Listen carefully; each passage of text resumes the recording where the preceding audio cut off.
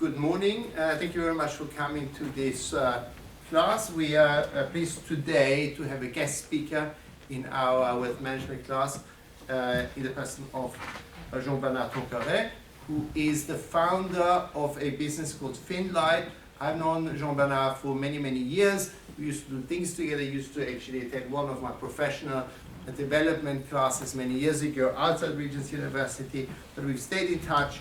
He obviously has got top education from French universities as well as an MBA from London Business School. He's worked at Citibank, then at Fortis, a very large Belgium Benelux bank, exactly. And then later at family offices. And a few years ago he started out as an entrepreneur, started a business called initially Strip My Banker. Exactly. Strip Your Banker. Strip Your Banker. Yeah. And then he changed his name to Finlight.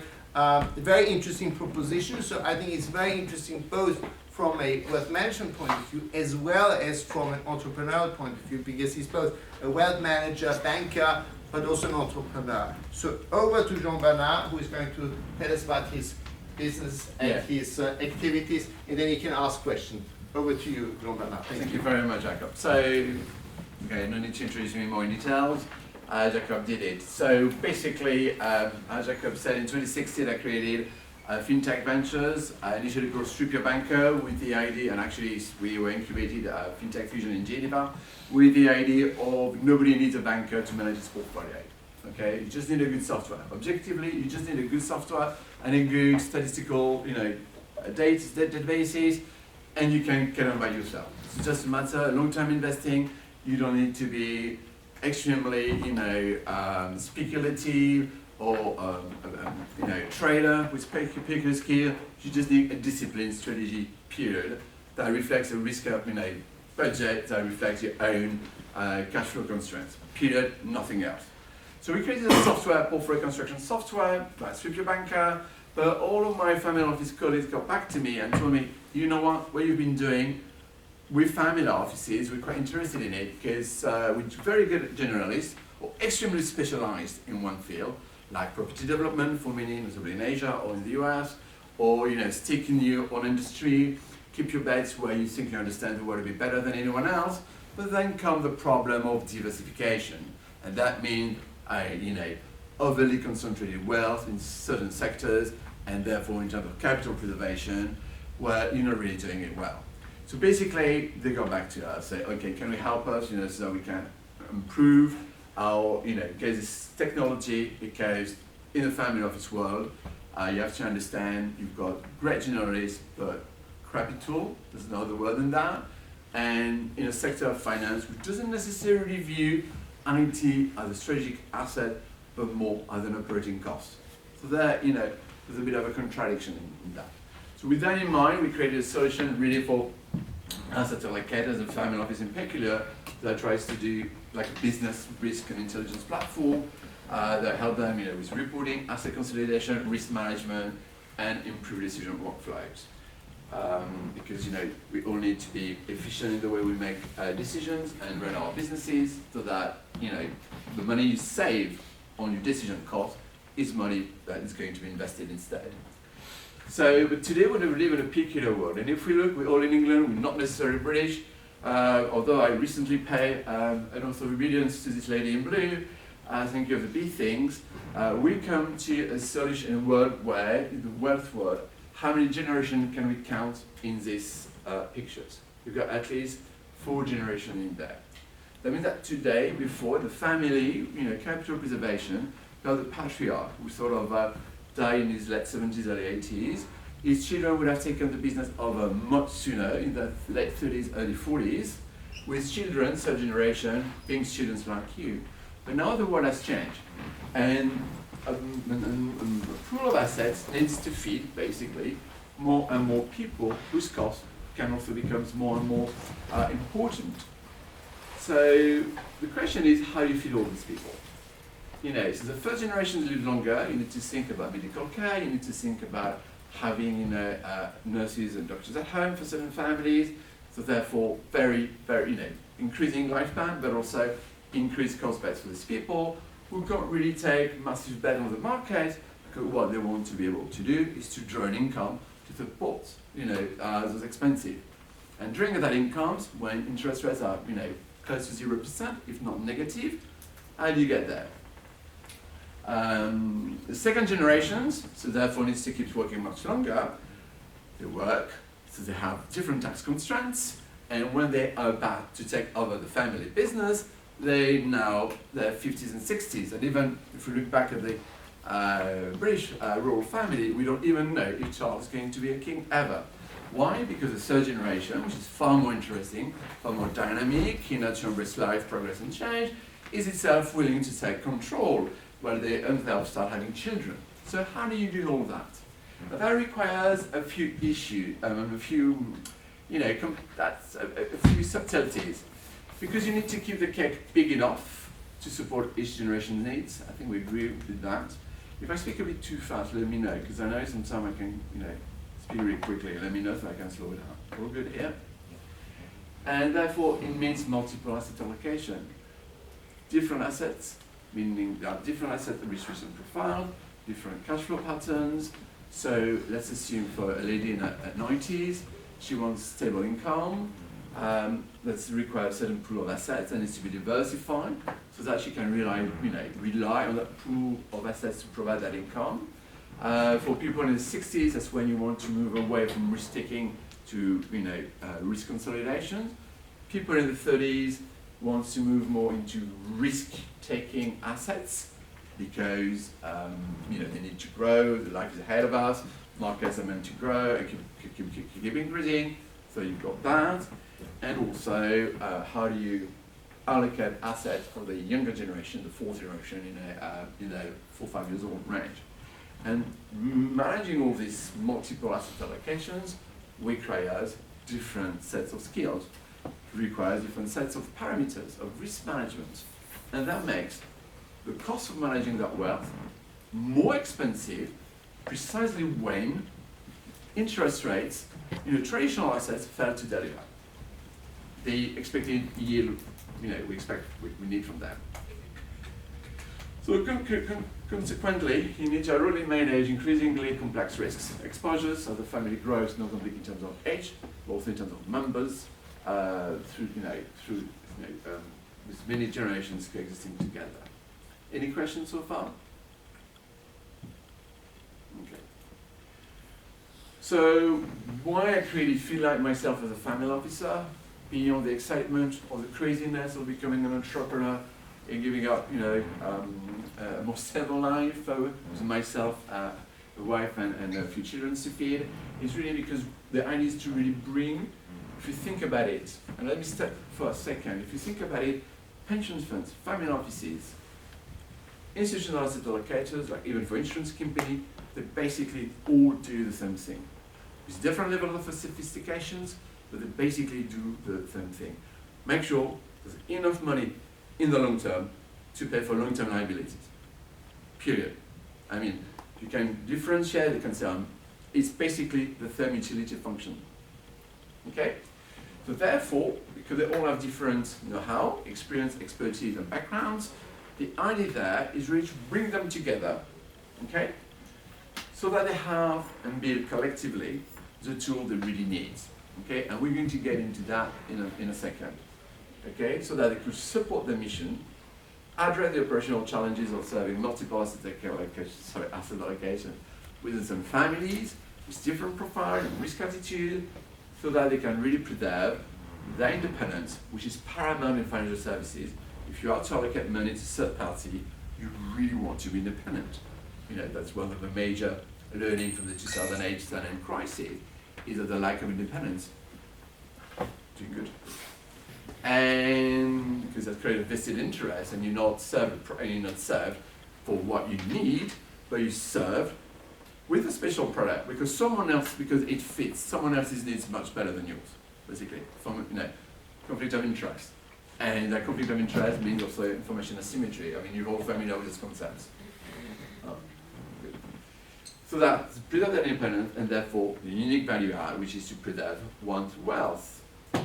So basically, very ambitiously, in a nutshell, what we're trying to do is to bring and create that tool that serves those multiple needs from one platform. Okay, so that's very interesting. It's exactly where you've got this sort of fusion between financial services, which is a data-driven business, okay, which is a data processing business at the end of the day, facing its own reality, which needs to be more IT-driven, other strategic assets, and not necessarily other operational costs. Unclear here? Okay. Especially next gens, and I'm not talking about you guys. I'm not talking about your parents' generations, just the generation in between. Their 30s, early 40s have more and more demanding needs because they also are digital. Now, immigrants, digital natives are now in their late 30s, early 40s, and they can understand, like some of you, how can I not drop my telephone and do and get everything the way I want, when I need it, 24/7, 365 days a day, yeah. So that they can actually get the responsiveness they want to get, and now there's a new thing, which is great for everybody, but it's all the time it's been too late, they can also manage the impact. Meaning the impact is about preserving reputation, but it's just also about fixing major society shifts. Climate change, social inequality, all these kind of elements. And for many families, it poses a problem, because as I work for single family offices myself, it's what's the point of preserving wealth if you're going to be unable to use it for political reasons? What's the point of preserving wealth? And that's very important for you guys to really know that. What's the point of preserving wealth if you need guns and oxygen masks to live? What's the point of it? Wealth is here to serve a social function, basically. And there's an investment cycle there. And so that's what we really try to enable. So these philosophical ideas aside, now we're solving that from an IT angle, is because to make decisions you need good data. To make good data, you need to bring that data together. And it's really difficult when you've got lots of software provider here with all of their own data systems, which means that every time you use someone else's data, you find yourself unable to reconcile it with other data sources, which means that 80% of your time is spent on trying to make sense of that data. And then you can solve that in 4 ways, either using the good old Excel we all know at night, playing with some macros and VBA and feel like a geek, but at the end of the day, Excel is weak. You can develop a software yourself. Problem is, you need to manage an IT guy, and believe me, it's not easy. And because there's a cultural shock, nobody thinks the same way, and you have to reconcile, IT functionalities with, professional needs, and that can cost millions. So put yourself in the shoes of a family offices managing $500 million, whose got his cost base is increasing. We need to hire a new set of tools or skills he doesn't know how to manage. And you've got family offices spending 1 to 2, even 3 millions on building their own tools. And because they don't have necessarily the good IT understanding, what it means that when the IT guy is gone, because it's usually hired in a consulting assignment, you just have yourself to support you to try and fix bugs and things like that. So basically, it's costly, counterproductive, and it's just, like corporate challenges like change management are now entering this wealth management side. You can rely on your bankers, but then again, we talked about independence, and I think lots of places are trying to make sure that independence is minimized to possible, therefore not really helping the clients, and you feel that in a few more tax-friendly jurisdictions. You can buy multiple tools, but then again, it's an issue of combining them together or enterprise-based solution, but who wants to pay for a big thing when you're a team of 5 or 7 people who's really keen to pay lots of money to get a big ABN or SAP solutions, okay? But there again, it's like, a catch-21. So basically, why am I talking about that in this wealth management class? Because you hear about finances, wealth management, you're expecting maybe things on portfolio management, but why really insisting on that technology side of the business? Because poor IT, poor technology undermine the function of the wealth management function, and therefore undermine the ability to preserve wealth, and therefore undermine wealth. Better investing money makes better functioning economies. How do you solve that? Because not solving this tech problem is low productivity, which means that how can you survive? You don't need to be extremely more extremely more intelligent than your neighbor, just slightly more productive, and you can, win a bigger market share, and just by a tiny bit.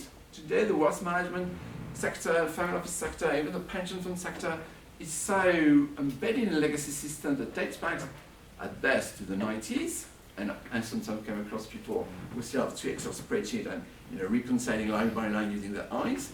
So rooms for many risks. That's going. You don't need to be more. You just need to be slightly more intelligent to have a bigger market share by cutting out your competitors. It means low adaptability. So we talked about new asset classes means new risks. How do you profile those new risks? How do you price those new assets? How do you consolidate those reportings together? Okay? And therefore, if you can't really do it, why should I give you my business? 60% of the asset owners in the 40s and 50s want to change, 30s, 40s and early 50s want to radically change providers because they're not happy with that. And therefore, it means you failed your business mission, you don't deliver the benefits you expected. Any questions so far? Any remarks, disagreements? So that's my narcissistic time now, presenting our solutions here, which is to basically, who's really enjoy IT here? Or who's sort of keen about IT related elements? Yeah. So it's not like rocket science is what we're doing, it's basically a relational databases between different providers family office would use, an asset manager, a data vendor, custodian, custodian for banks where your securities are deposited with, and accounting, and some asset aggregators. This is like accounting services dedicated for management, so that you get your own strategic dashboard, 24, 27, 365 days a year, where you get your personal reporting to understand your risks, to understand your trade-offs, to understand the impact you're making, to really understand whether your portfolio is aligned, or your pool of assets is aligned with the cash flow it's meant to bring, and making sure that the grandmother and the great-grandchildren will be able to live off this pool of assets. It's systemized control. Are you charged the right costs? Are you, because there's a problem of transparency around costs, so some banks may charge you differently, like typically a client that we have is got an agreement with the Dutch bank on its trading. They agree on a certain amount of fees for certain volumes of trade. But of course, the trading desk is trying to deal this order intelligently, not to put a meal on the market straight away, so they try to work the order out, because they do the order in smaller chunks, is going to charge higher fees, which was not mentioned in any contract. So how do you systemize this control so that you are the asset owners, or the asset owners deputy, those, I wouldn't use the word frauds, but let's say sources of discontentment are being controlled and prevented. And our technology simplifies that. And therefore integrated management workflow, so it's about decision simulation, where you're going to be with your grandmother and you want to do something, that you can do it without your grandmother's pool being affected, or keep the family aligned, because that's very important. Did you read the book, the Burden book, Curse? Familiar to anyone? So it's a book written by a German writer. I'm sorry, I can't remember the writer's name, but it's the one who did Death in Venice. Basically, it was a wealthy shipping family out of Hamburg, and in 3 generations, money was gone. And that's called the Burden curse. Usually it takes 1 generation to build up wealth and 2 generations to destroy it. And that's a proven cycle. Money is sorry, I'm a bit philosophical here, but you students, I'm sharing that with you. Money is a good slave and not a good master. So what's the name of the book? The Burden curse. Okay. I can share that with you. Okay. And therefore, that's why, the decision management and keeping the family together and being able to integrate is done. So that's really what we're doing here. I'm not sure if you expected a sort of IT-ish talk. Yeah. Just for that little graph you have there. Yeah. Do you handle TD management and funding management and all that, or do you just rely on third parties to do that? So we control the data that's coming in, so we've got our own data management process. We can use that as a sort of data middle office. So that's our job, is to make sure it's clean and correct and available when needed. Yeah. So no garbage in, no garbage out. But you rely on, let's say, Morningstar, Lipper. So we get Morningstar, we can look into that. Yeah, so we'll have Morningstar, Refinitiv now, because Lipper become Refinitiv, Bloomberg feeds, market feeds as well.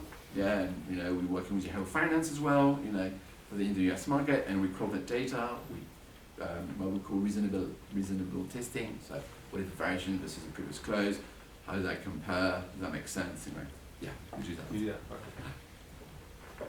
I haven't quite understood what exactly do you do. Can you explain to me like in 1 or 2 lines simply? What? Sorry, what did I you? haven't quite understood what exactly you do. Can So you it's a explain to reporting me, like, a platform line or that two? basically aggregates all data flow. Because usually, so typically before that, you have to think many family offices use different banks, so they've got different data sources for different assets. Putting aggregating that together is a nightmare. So we use technology to simplify that, so that it's get automated. And the reason why it's important to do that is, when we talk about cost control, risk management control. That etc. makes sense, Sorry if I wasn't clear. No, Thank you understood for. now. I thought you were the chance to No, question. no, Sorry, no. excuse me. Just briefly, if people are, how do you handle taxes and different tax statuses for different people? So we feed into the tax lawyer system. Okay, so do you have a physical accountant or is it fully automated? It's fully automated, and then we will feed activity. We got with EY. You will feed into EY's tax accounting and tax management system. Who would then report the Exactly, generate and put report? that back into the form. Yeah, exactly. Because that's another issue here. Back to the data issue we're talking about, and so tax advisors and tax accountants got massive issues because they will receive report from different banks as of the 31st of December, but the assets, underlying assets, are not necessarily priced as of the 31st of December. So many tax lawyers have to wait a few more weeks, even months, to get the right pricing for such or such assets, which means therefore you need to negotiate with the tax authorities because you're not able to do your tax declaration by the deadline because of that. And how much do you charge? Like what %? So typically we charge on subscription fees. So depending on the asset size and the churning, that means the trading frequency. We would have a set of fee between 5 to 15k, and then depending on the number of users, a monthly fee between 1 and 3. And do you target family offices of all sizes? Yeah. Yeah, exactly. Although sweet spots tend to be those less than half a billion, because there tends to be 2 to 3 man shop, and they really that's where they view technology as a way of. Because when you can have a lot of staff, you always sort of there, okay, I've got a lot of staff, I can wait. Which is not a good management decision, but. Any other questions? That is actually right. I mean, back to the gentleman. Am I clear on what we do, what we're trying to do here? Good stuff, thank you. So basically, that's a ESP. We've been through that, we did the job before, and we understand tech. So the idea is to close the bridge. What I call the empathy of experienced peers with tech experts. So one of the advisors used to be IT guy, IT support person used to be one of the Bill Gates advisors as well. So the back end is actually made in Brussels. I don't know if someone of you was from Belgium. Was that you? Yeah. We've got a grant from the Belgian government actually for the tech. Basically, what we do, instead of using banking API, we're using artificial intelligence to read reports and compile them together, which is like a proper plug and play. But there again, it's very interesting how technology here changes very rapidly. So our competitors in the US, like Adepa, they raised $160 million to build a whole suite of banking APIs. So what is a banking API? It's a way for me to connect onto your bank account and retrieve and pull the data that I need, okay? Which has got a bit of a few security issues here because you need to give up, for some, depending on the protocol you're using, for some the passwords, you log in and passwords, and also otherwise you need to be regulated, it takes a lot of time and money. And now with artificial intelligence, you just can read a report and make that far more fluid and no more needs to build big IT infrastructure. And that is, artificial intelligence is sort of a game changer in the sense that I don't think it will change or take our job, this is really going to enable us to all do a leap forward. Like all tasks we spend between 50 and 80% of our time doing, which is just processing times, gone. Okay, you have far more higher quality input, so far stronger abilities to make decisions more rapidly, and really focus on what matters. Any questions? Good. So then I don't know, so the typical things, I don't know, as a class of interest, that's our competitors here, and where we think we're better. Of course, there's a lot of room for us, and we really mean it, because it's also now how you can turn an experience, a proper professional, functional experience, into something that, you know, digitize it, so that, you know, the sector can evolve in a better way. You know, it says peers benchmarking. Is that benchmarking the family office versus others? Exactly. And So how they does can, that work? so typically, so when you use our tool, they can opt into getting into a portfolio lab. Okay. Portfolio lab is where all portfolios are aggregated together, regardless who they come from. And that's going to create the level of risk, calculate the optimal portfolio in terms of asset allocations, risk indicators like value at risks, costs and things like that, and stock picking and investment picking skills. And so you can compare against yourself. Okay.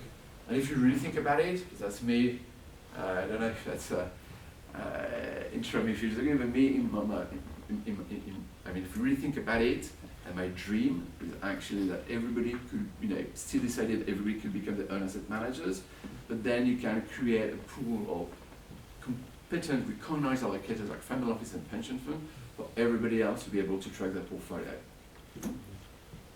And that's investing, which we all need to do for, regardless of our level of wealth, we all need to invest. A, because we take control of the economy, not control. You know, you keep yourself exposed to the trajectory growth of the economy. And B, you know, we're all going to have to retire one day. And until we have universal income or little bots working for us, we need to sort ourselves out here.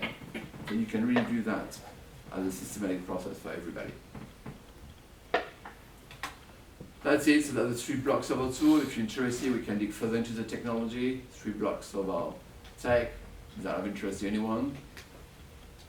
I can understand for non-tech people it could be a bit boring, so just let me know. But basically, to facilitate how that works, it's about managing data, back to the question you asked. It's about putting this data together and systematizing the reporting, and therefore how to support decision making. Okay, it's like, be able to visualize your decision impact, how you can, tweak your portfolio to different constraints, etc. And also, I think another element we barely touched, but I think it's, lots of people in their mid-40s want to carry change, and many of them want to become, more independent, and therefore the gig economy concept is also going to impact the white collars more and more. And so we're all going to be like on-mission experts. I think this idea of a long-term career with the same company, I think we agree it's a long-term mirage, but still, people willing to have different experiences and promote the skill in many ways. It's possible to retain independence. The gig economy is going to affect the executive world, and therefore it's also interesting that to put a network of people where you can share knowledge, resources, and consultants. That's it. So that's exactly the standard dashboard. I don't know if you need to go through where you can see how your wallet's going to affect, what drives your return, your risks, how you compare versus your peers, and impact investing wise, how your investments works towards society's goal, UN's goal. Yeah. That's a network of experts whom you can speak to and reach out to when you have questions to ask, so that you can return a lean operational basis of the family offices, which is going to pool, bring in experts on demand. And this is our value. And I think it's very important now to know where we're doing stuff.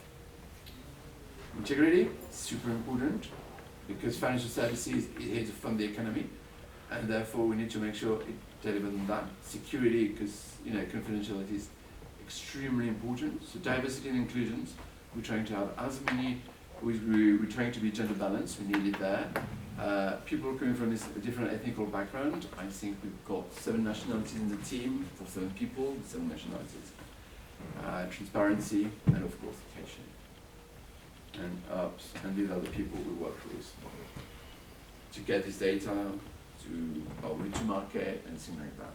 So into the core of the technology. I don't know if some of you want to do fintech startups as well, want to go more. If there's any other topic you want to talk about. I mean, I think we have to 12 Yeah. o'clock, so... Shall we open it up to some questions? You have a question, Alex? How do you handle compliance issues? Let's say I'm a Russian investor and what, let's say So you that's the don't family know office which does that. Yeah. It's going to say we've got partners that can Yeah. integrate with the compliance provider as So you well. can integrate that into your software. So we would integrate with the third-party software. So In if I- technology, you need to do one thing well Yeah. and integrate with the others to do the rest. So if I use your software and I'm a certain nationality, it will tell me where I cannot invest. Basically, it will block those trades. You will integrate with the third-party software to do that. Another question? Yeah, so just briefly off of Alex's point, let's say almost real scenario. I'm Russian. I live somewhere in Europe, right? And I want to, as long as using your system with the family officer and etc. I also want to get exposure maybe through other funds, other wealth managers for any form of specific sort of knowledge they might bring, like the Chinese wealth manager, for instance, or some of the Chinese wealth manager. With laws always changing about stuff like original source of wealth, with laws about sort of reporting, privacy, etc. How would you manage someone from a very risky area coming in saying, look, I want to buy this, I want to buy this? How do you take any responsibility for the source of wealth? Who does? So we're a software company, okay? So we'll be the family officer, let's say, to go through that. But what we're trying to do is make sure the family officer's got the right decision flow to handle such situations. Because otherwise you have to be regulated, okay? And it's another business. Family office outsourced to you. for The those tech part of processes, it. And then they handle responsibility. Yeah. Exactly. Could you go through, sorry, I didn't quite catch how you do the peers benchmarking. Could you Yeah. go through that a bit? I mean, could you literally as a family office see how you perform against other family offices? Completely. And And is even that anonymous? How? Completely. So you only know. So for security reason, when you log in here on family officers, we don't have any family. We don't own and hold any family name or any individual's name. Okay, the person creates with a special code. XYZ, Mr. Alien, whatever. Some people can be creative, I'm sure. And that is your login that you know. And therefore you're going to see as, let's say, Mr. XYZ, how you behave versus your peers. But you won't see which peer specifically. You will see your peers as an aggregate, Okay, alright, yeah. as the optimally managed for the community as a whole.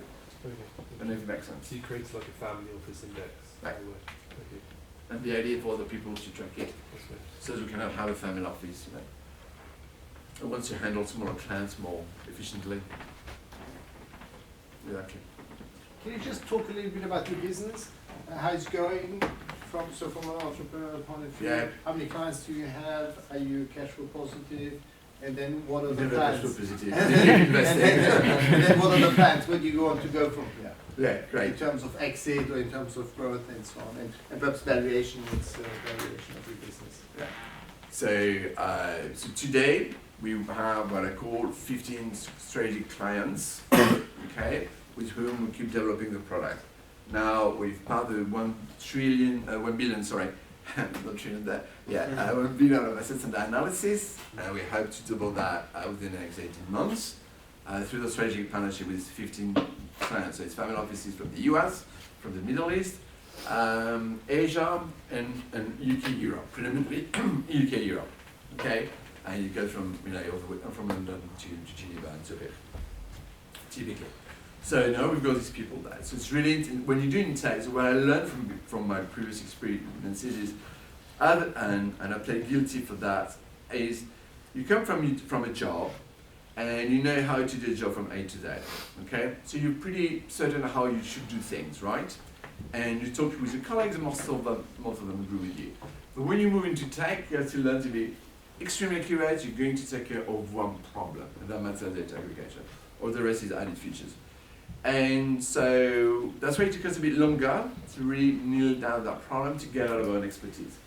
So moving from a family office, because a group of family office experts, into tech entrepreneur, it's radically a new mindset, a new life, and it's really starting not from scratch, but from not the bottom, but nearly there. So that's the most, that's the big learning there. Jumping from one side to the other is always a bit more complex than you think. So the in terms of growth, so doubling up into assets and analysis. Of course, the product by nature is global, because we're not tied to a certain jurisdiction, a certain domiciliation. So, we've got users from across the globe straight away. And the fact that we use natural language processing as a way of managing documents instead of banking APIs, it makes our route to market, our growth a bit much easier than people who use API-based solutions, because they've got to reconstruct that really where they want to go. In terms of exits, well, it's a bit premature, but what I really want to achieve, I will chat about my own film, so I need to be careful, but I think it's a business that kind of, as we talked about, the peer indexing, benchmarking, and which facilitate other people to access sophisticated investors, know-how in a much simpler way. I think that's supposed to be taken to its maximum, and if it's got to go through an IPO, then what I would consider. Understand. What about the competitors? How do competitors? Because I think you need to work with people like Bloomberg and others, where you get into data and sucking the data in, but they're potentially also competitors, right? Because they potentially don't like what you do, because they would like to do it themselves. Yeah, I agree with you, but then what's really so typically, it's a very good point here. So it's not the case of Bloomberg, so Bloomberg's been in tech for quite some time. Lots of asset management companies, when Fintech became fashionable 2015, let's say from 2014, 15, 16, around those dates, they will allow all the startups to come and pitch to them. And they'll tell themselves, and that happened to me with the Swiss bank in Geneva, by the way, and they're going to tell themselves, you know what, we've got money, we've got IT skills, we're going to do it by ourselves. But not successfully manage that. Because building a startup, it's about empathy, it's about understanding your client's problem, and when you're stuck into your own legacy processes, they're going to try to force a process onto someone else, and it doesn't work well. So I think now established companies tend to become more collaborative about it, more acquisitive. When it comes to the likes of Bloomberg, so actually we're going to have a version of a product available on Bloomberg, and those people, go on to, which is Bloomberg, is I think on the data value chains upstream, and they're quite interesting to have people, enhancing the experience with the data they produce, like, for reporting aggregation purposes. So that, we're discussing with them to do that. So basically to be available on the Like Bloomberg platform. Yeah. Yeah. I think the real business model is going to happen. So everybody wants to be as upstream as possible, but there better be a bigger fish in a small pond than the other way around. Is who's going to own the data value chain. It's true that the owner of the data value chain is going to be the emperor. Yeah. And then you will have different suite of marketplaces where you'll have different tools to explore their data. But investing is a data business in a way. Yeah. Okay. Just one more quick question. So of course the system that you built for family offices is fantastic, extremely detailed, gives a lot of information regarding investments, accounting, everything. What about offering a service or a product like this directly to investors? Let's say I'm a semi-qualified investor, I've been doing it professionally, let's say for a number of years, but I want a system that will allow me to handle my own investments, and I don't want any of the middlemen. So that's typically one of our growth paths. We'll be able to do more and more of that. We started with that straight away from the beginning, where we're called Super Banker, but then you realize that sometimes people keep talking about a problem, like an old couple keeps talking about the other part. They like mooning about it, but they won't change nothing about it. And that's because it's customer education, it's customer adoption processes. Investing is about trust. When you're seeing companies like Tanqueray, we raise tens and tens of millions of pounds just to acquire customer. It's a big number game yet, but later on I think we'll get there. But it takes. I mean, the way to get there is not necessarily the straightest way. The most arrogant. You know, it's, I don't know if you know that analogy that the way to heaven always either small and and tiny and dangerous. And I think that's typically the love of getting there. You know, the way of getting there to get there. Okay, thank you so much. Thank you, Thank Jean-Bernard. you. Thank you. That was My brilliant. pleasure. Thank you very much. I had a pleasure to meet you, guys. Thank you very much. You really were good.